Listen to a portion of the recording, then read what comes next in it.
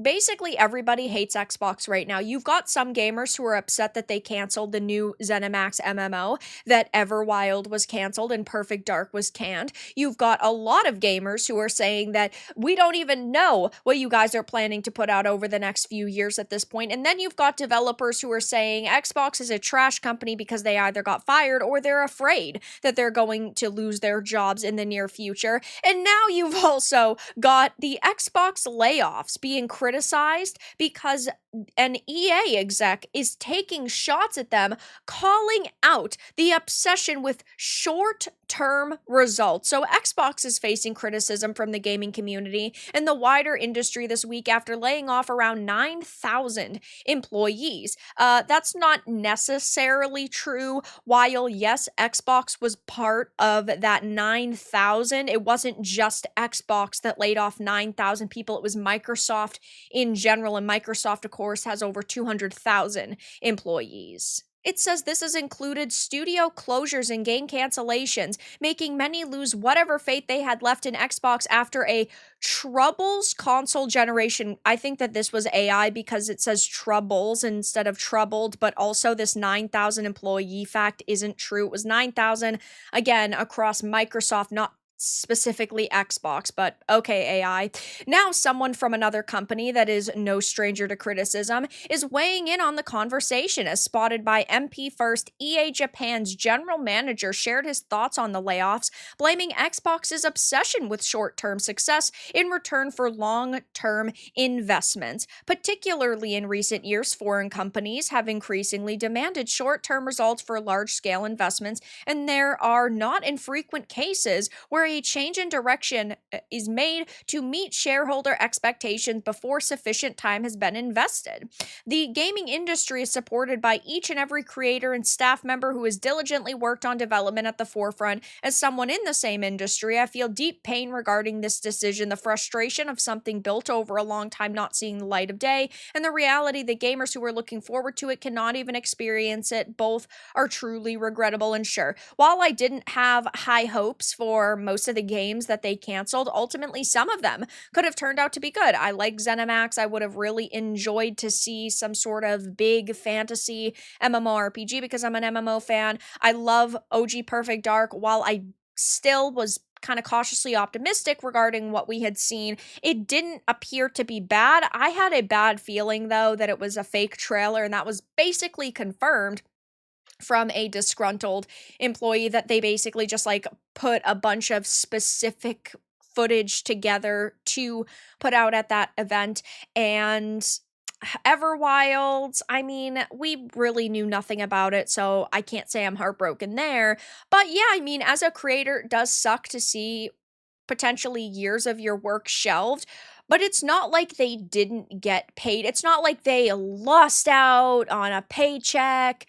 They got paid for all those years of work. So on one hand, yeah, I do kind of feel bad, but at the same time, it's not like, they didn't actually get anything out of it and they put years of work and effort into it for literally nothing in return. According to this article, it says a level designer for the Perfect Dark reboot has responded to claims that the gameplay reveal from the 2024 Xbox showcase was basically fake. The developer, the initiative was shut down as part of ongoing mass layoffs in Microsoft's gaming division that began on July 2nd, and the game is now officially canceled. So it seems that these disgruntled devs have come out and now reported that, yeah, apparently it was basically fake. Ethan Gotch said that the gameplay slice shown off in the Perfect Dark trailer was not indicative of the level of progress perceived to have been made on the game, and the level designer responded to it and explained which aspects of the trailer were real and fake. He said that it worked best if you played it the way the person playing it in the video plays it. The real gameplay system shown off worked just enough to look good in this video. The parkour is all real. The hacking and deception is mostly real. The combat is real, but it's set up to be played exactly that way. And he goes on to explain that the team made decisions to avoid intentionally lying to players about the game state. So yeah, unfortunately, it did have some fake stuff in it. So even if you were excited based off of this trailer, unfortunately, you were excited for a fiction. You were not excited for what they actually intended to deliver to you. They hoped that the whole entire game was going to be like this, but it wasn't actually the game that they had created so far. Indeed, it does seem that we have seen Western companies rush to deem a game or a studio a failure. Perhaps the most infamous example is Concord, which PlayStation pulled the plug on after just 2 weeks. It then shuttered the studio, which we are seeing far too often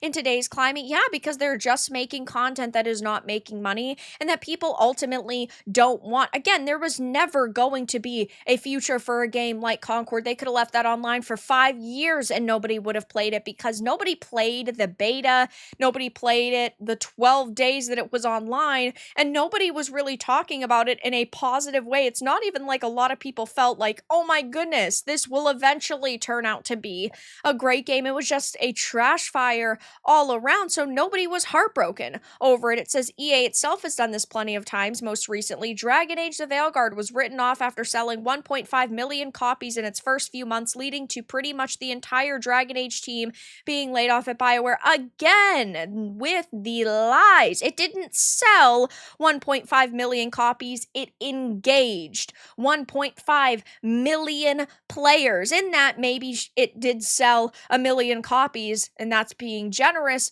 but ultimately, they needed to sell millions upon millions upon millions with the rumored budget. So it's just a lie to try to get you to believe what they're saying. Now, Xbox has killed a bunch of games before they even got the chance to see the light of day. This includes the Perfect Dark revival, a new MMO from ZeniMax, and whatever Romero Studios was cooking up. Yeah, that one's really sad to me. Something that I was personally looking forward to, just because I kind of trusted the studio and I would basically buy whatever they put out, just judging by his track record. Though I can't say that in general I'm too shocked by this, given so many companies right now are going through layoffs. We're seeing so many cancellations, and this is what happens when you overhire and underdeliver. You are hiring way too many juniors, which are people who just don't know what they're doing in this industry. You're firing the veterans that are actually good at their jobs, who know what people want generally. And then you are releasing games like Dragon Age the Veilguard, which took a decade to cook, hundreds of millions of dollars in development costs, and then it was just slop all around. And I'm not heartbroken over most of these. I want games to come out and I want games to be good, but at the same time, it is what it is, right? I'd rather a game be canceled than them continue to put resources into something that was going to come out and might not be good. Sure, there are inevitably going to be people that got laid off that were actually good at their jobs, and my heart does go out to those genuinely passionate developers who are pretty decent game developers, but at the end of the day, they hired way too many people. It was bound to happen. And while I have really no love for modern day Xbox, it's not like they have nothing in the works. They have canceled a few notable projects, but they've still got probably 50 games in development, just smaller sized games for the most part, and then a couple of major ones, right, like Elder Scrolls 6. So I'll definitely be keeping my eye on this, but right now, basically everybody is turning on Xbox, and you've also got this EA exec taking shots at them, saying that they are obsessed with short-term results. But that's all that I had to discuss in this video. Let everyone know your thoughts in the comments below. If you enjoyed this, give it a like, and if you didn't, give it a dislike. I appreciate your support either way, but I'll talk to you all again in the next video really soon.